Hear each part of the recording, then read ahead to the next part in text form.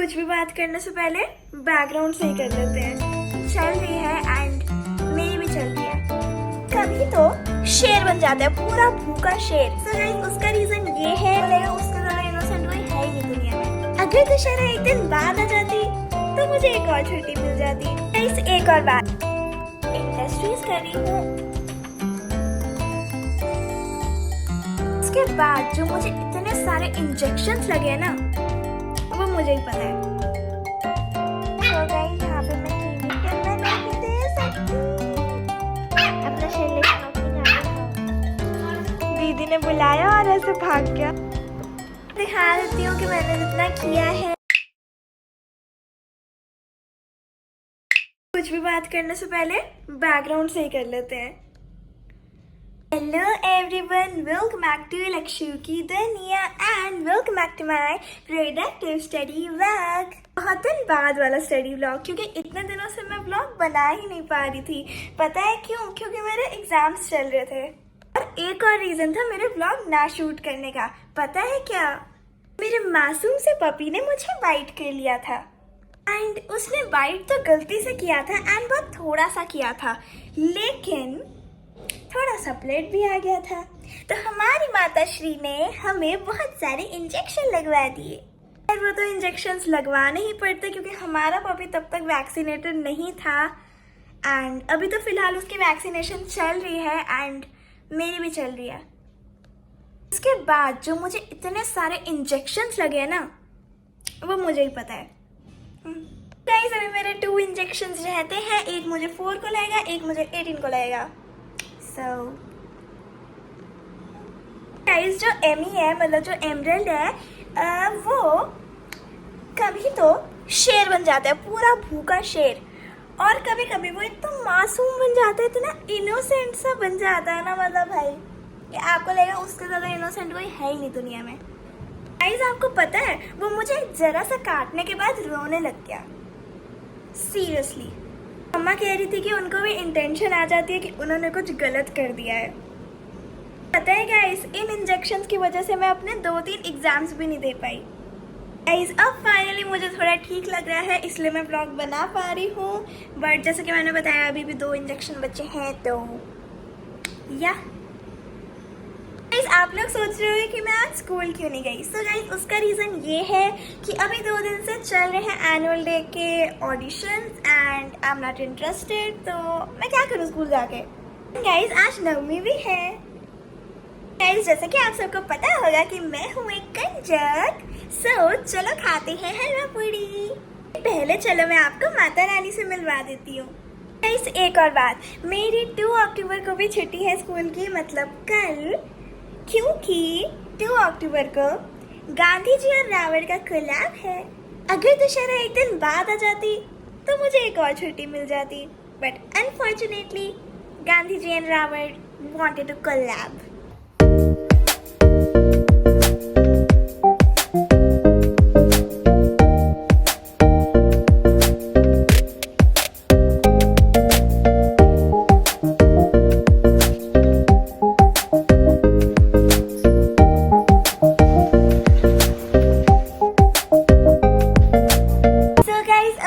की पेट पूजा हो गई है तो अब कंजक पढ़ाई करेगी।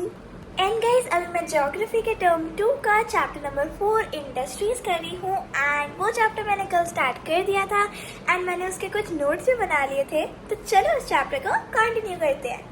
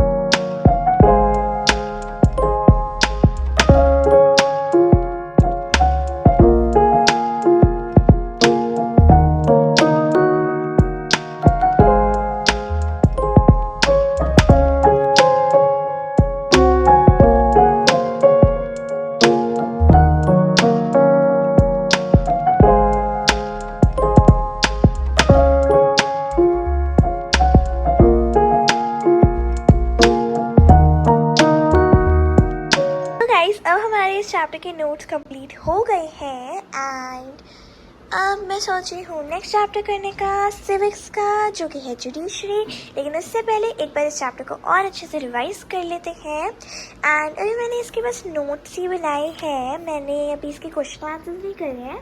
सो इसके क्वेश्चन आंसर्स मैं करूँगी बाद में, मतलब स्कूल में भी करा देते हैं वैसे तो क्वेश्चन आंसर्स। तो मैं सोच रही हूँ कि क्वेश्चन आंसर्स मैं स्कूल में ही कर लूँगी, क्योंकि मैम कुछ एक्स्ट्रा क्वेश्चंस भी कराती हैं। So that's why, so let's revise it. Okay, chapter का नाम है इंडस्ट्रीज। इंडस्ट्री के दो टाइप होते हैं, एक होता है प्राइमरी इंडस्ट्री और एक होता है सेकेंडरी इंडस्ट्री। सबसे पहले देखते हैं कि प्राइमरी इंडस्ट्री क्या होता है। It includes those activities which are directly related to the extraction of natural resources. अब प्राइमरी इंडस्ट्री में क्या होता है ना, एक्टिविटीज़ होती हैं जिसमें नेचुरल रिसोर्सेज में से डायरेक्टली एक्सट्रैक्ट किया जाता है। For example agriculture, forestry, animal husbandry, fishing, poultry, farming and mining. अब देखते हैं सेकेंडरी इंडस्ट्री को। It includes those activities which extracts its raw material from primary sector and modify them into other useful products। मतलब इसमें जो raw materials होते हैं वो प्राइमरी सेक्टर से लिए जाते हैं और उसमें से उसको फिर मॉडिफाई करा जाता है और फिर उसे और यूजफुल प्रोडक्ट्स में कन्वर्ट किया जाता है। अब फॉर एग्जांपल प्राइमरी इंडस्ट्री ने एग्रीकल्चर, फॉरेस्ट्री मतलब ये सब करके शुगर केन उगाया, ग्रो करा। अब सेकेंडरी इंडस्ट्री ने उनसे शुगर केन ले लिया और शुगर केन से शुगर बना दी। मतलब it includes those activities which extracts its raw material from primary sector and modify them into other useful products. For example, sugar from sugarcane, manufacturing steel from raw iron, etc. अब एक बार ये भी जान लेते हैं कि आखिर इंडस्ट्री होता क्या है। Industry it refers to an economic activity that is concerned with production of goods, extracting minerals or the provision of services। ये एक इकोनॉमिक एक्टिविटी है जो कंसर्न है प्रोडक्शन ऑफ गुड्स से और मिनरल्स को एक्सट्रैक्ट करने में। तो बढ़ते हैं आगे कुछ इंडस्ट्री के एग्जाम्पल्स की तरफ, जो कि है iron and steel industry, production of goods, coal mining industry, extraction of coal and tourism industry, service provider. Okay, so चलो अब बढ़ते हैं नेक्स्ट टॉपिक की तरफ, जो कि है classification of industry. Industries are classified on the basis of raw material, size and ownership. So guys, industry जो होती है वो 3 टाइप में क्लासिफाइड होती है, जो है raw material, size and ownership. तो चलो सबसे पहले देखते हैं on the basis of raw material. तो रॉ मटेरियल में पहला आता है agriculture related industry, uses plant and animal products as raw materials। अब एग्रीकल्चर से पता चल रहा है कि प्लांट्स हैं, एनिमल्स हैं, तो इसमें रॉ मटेरियल्स के उसमें एनिमल प्रोडक्ट्स और प्लांट्स यूज़ करे जाते हैं। Example food processing, vegetable oil, cotton textiles, dairy products and leather industry etcetera. तो चलो अब raw material, on the basis of raw material के आगे की ओर देखते हैं। दूसरा है मिनरल इंडस्ट्री। मिनरल्स इंडस्ट्री से सुन के ही पता चल रहा है कि मिनरल और यूज़ होता होगा रॉ मटेरियल के उससे, मतलब रॉ मटेरियल की तरह। एंड ये जो प्रोडक्ट्स होते हैं वो और इंडस्ट्रीज़ को भी फीड करते हैं। मतलब अगर और किसी इंडस्ट्री को मिनरल चाहिए तो ये उनको भी दे देते हैं। Example iron from iron ore. तीसरा है मेरीन बेस्ड इंडस्ट्री। मेरीन से ही पता चल रहा है कि थोड़ा सी एनिमल्स काइंड है। So using the sea and sea products as raw materials. Example an industry that process sea food और प्रोड्यूसेस फिश ऑयल। अब खैर हम तो वेजिटेरियन हैं, हमारे लिए मेरीन बेस्ड इंडस्ट्री किसी काम की नहीं है, बट है तो वही पढ़ना पड़ेगा बुक में। आप बताना कमेंट सेक्शन में कि आप वेजिटेरियन हो या नॉन वेजिटेरियन। तो चलो बढ़ते हैं अपने चौथे रॉ मटेरियल की तरफ, जो कि है forest based industry. Forest products are used as raw materials. अब फॉरेस्ट से तो पता चला है कि फॉरेस्ट के प्रोडक्ट्स हैं जो रॉ मटेरियल की तरह यूज़ हो रहे हैं। Example pulp and paper, furniture and buildings. Guys, क्या आपको पता था कि ट्रीज से पेपर बनते हैं? अगर आपको पता था तो कमेंट में लिख दो यस, और अगर आपको नहीं पता था तो अब जान लो यार। एंड जो फर्नीचर होते हैं वो भी वुड से ही बनते हैं कई बार, एंड जो बिल्डिंग्स होती हैं वो भी बहुत जगह वुड से बनती हैं। अब दूसरा देखते हैं on the basis of size. 3 तरह के क्लासिफिकेशन थे, एक ओनरशिप, एक साइज और एक लास्ट क्या था, ओनरशिप। तो अभी हम दूसरा देख रहे हैं साइज वाला। तो on the basis of size, small industry and large scale industry. अब स्मॉल इंडस्ट्री का मतलब ये नहीं है कि इंडस्ट्री का साइज छोटा है, और लार्ज स्केल इंडस्ट्री का मतलब ये नहीं है कि इंडस्ट्री का साइज बड़ा है। इसका मतलब है, स्मॉल इंडस्ट्री का मतलब है कि uses less capital and technology, मतलब इसमें कम पैसा यूज़ करते हैं और टेक्नोलॉजी भी कम यूज़ करते हैं। Example, a cottage or household industry in which products are made by hand by craftsmen। तो स्मॉल इंडस्ट्री में मोस्टली टाइम जो है हाथों से चीज़ें बनाई जाती हैं, और लार्ज स्केल इंडस्ट्री में uses higher capital and better technology. अब लार्ज स्केल इंडस्ट्री में वो पैसे भी ज़्यादा यूज़ करते हैं और टेक्नोलॉजी भी बेटर यूज़ करते हैं। Example, silk fabric and food industry. बढ़ते हैं तीसरे की तरफ जो कि है ओनरशिप। तो ओनरशिप के भी 4 टाइप है, एक प्राइवेट, पब्लिक, जॉइंट और कोऑपरेटिव। सबसे पहले देखते हैं प्राइवेट सेक्टर इंडस्ट्री। जो प्राइवेट सेक्टर इंडस्ट्री होती है ना, वो ओन्ड और ऑपरेटेड बाय होती है एक इंडिविजुअल से। तो इसके एग्जाम्पल है ITC limited and Reliance industry limited, जो कि ओनर उनके मुकेश अंबानी है। जैसे वो एक इंडिविजुअल है तो उनका जो इंडस्ट्री का टाइप है वो है प्राइवेट सेक्टर इंडस्ट्री। दूसरा है public sector industry, owned and operated by government. मतलब ये जो होता है ना, ये पब्लिक है, ये इंडस्ट्री पब्लिक है, तो ये ओन्ड या ऑपरेटेड किसी इंडिविजुअल से नहीं होती। ये इस इंडस्ट्री का जो ओनर होता है वो गवर्नमेंट होती है। तीसरा है जॉइंट सेक्टर इंडस्ट्री। तीसरा जॉइंट सेक्टर इंडस्ट्री में या तो इंडिविजुअल या तो ग्रुप ऑफ इंडिविजुअल्स साथ में स्टेट, ये दोनों मिलकर संभालते हैं जॉइंट सेक्टर इंडस्ट्रीज को। इसमें जॉइंट आ रहे हैं तो दोनों जॉइंटों की होते हैं। चौथा है cooperative sector industry, owned and operated by the producers or suppliers of raw materials, workers or both. Example, Arith Milk Union Limited and Sudha Dairy। ओए गाइस, अब क्लासिफिकेशन ऑफ इंडस्ट्री को एक बार रिवाइज कर लेते हैं दोबारा से। तो क्लासिफिकेशन ऑफ इंडस्ट्री के कितने टाइप होते हैं? 3 टाइप होते हैं, एक रॉ मटेरियल, एक साइज और एक ओनरशिप। जो रॉ मटेरियल होता है उसके 4 टाइप होते हैं, एक agriculture related industry, mineral based industry, marine based industry and forest based industry. दूसरा होता है साइज, जो कि होता है स्मॉल एंड लार्ज। फिर ओनरशिप के भी 4 होते हैं, private, public, joint and coordinative. कुछ लास्ट के कुछ पेजेस बचे हैं। तो factors affecting the location of industry, तो ये भी बहुत सारे हैं, जैसे 1 2 3 4 5 6 7 फैक्टर्स हैं जो कि लोकेशन ऑफ इंडस्ट्री को इफेक्ट कर रहे हैं। एक है मार्केट, एक ट्रांसपोर्ट, एक लेबर, एक raw material, land, power, capital. Guys, अभी मैंने कुछ टॉपिक्स नोट्स में कवर नहीं करे हैं क्योंकि मैं सोच रही हूँ कि वो क्वेश्चन आंसर्स में आ जाएंगे, क्योंकि नोटबुक में एक चीज़ को डबल ट्रिपल बार लिखना भी अच्छा नहीं लगता है। अभी मैंने बेसिक नोट्स बना लिए हैं इस चैप्टर के। तो चलो अब अपना सिविक्स का चैप्टर करते हैं। तो गाइस, यहाँ पे मैं कीवी लाई थी, कीवी और ड्राई फ्रूट्स, एंड ये एमी भी मांग रहा है लेकिन मैं नहीं दे सकती। गाइस, मैंने ChatGPT से पूछा था कीवी दे, ChatGPT मना कर रहा है, ड्राई फ्रूट्स के लिए भी मना कर रहा है। बता मैं क्या करूं? नहीं, मैं क्या करूं? एमी, मैं नहीं दे सकती। आप अपना सेरेलैक खाओ जाके। एमी, अपना सेरेलैक खाओ, अपनी गाजर खाओ। एमी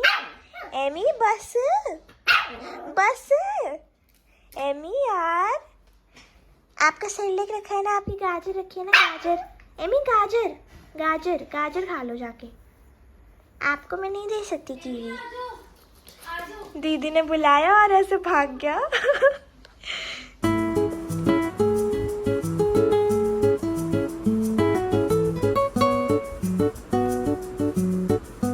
तो गाइस, अभी मैं पढ़ रही हूँ सिविक्स का चैप्टर नंबर 4 जुडिशरी, और मैं ये दिग्राज सर की वीडियो से पढ़ रही हूँ।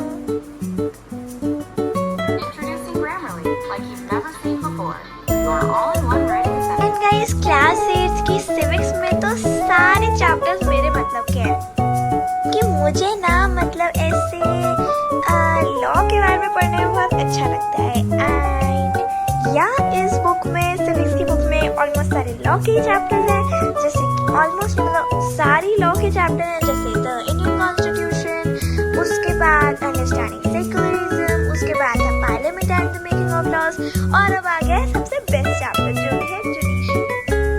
चलो गाइस, इस इंटरेस्टिंग से चैप्टर को शुरू करते हैं।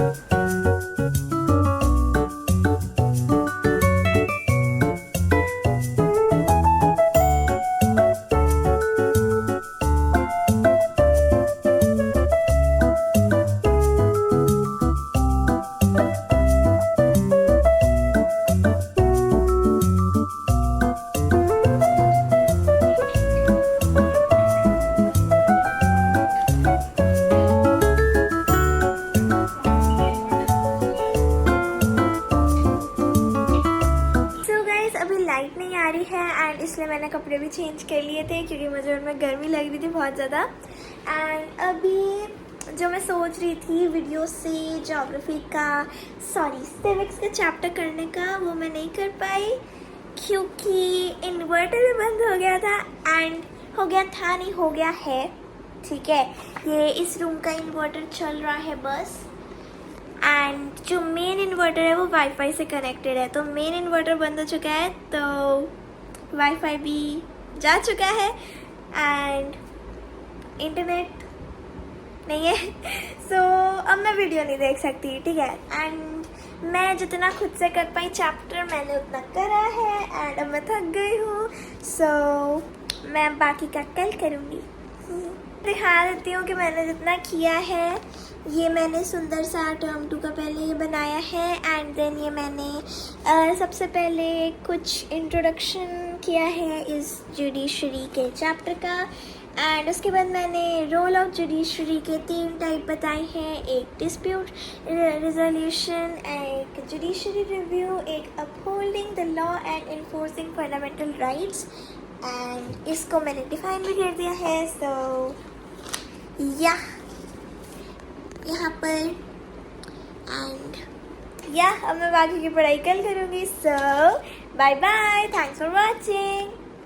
रुको, कहाँ जा रहे हो? लाइक किया वीडियो को? नहीं किया तो जल्दी से वीडियो को लाइक कर दो। मैं अच्छी लगती है तो मेरा चैनल सब्सक्राइब कर दो। मैं मिलूंगी आपसे अपने नेक्स्ट व्लॉग में, तब तक के लिए बाय बाय।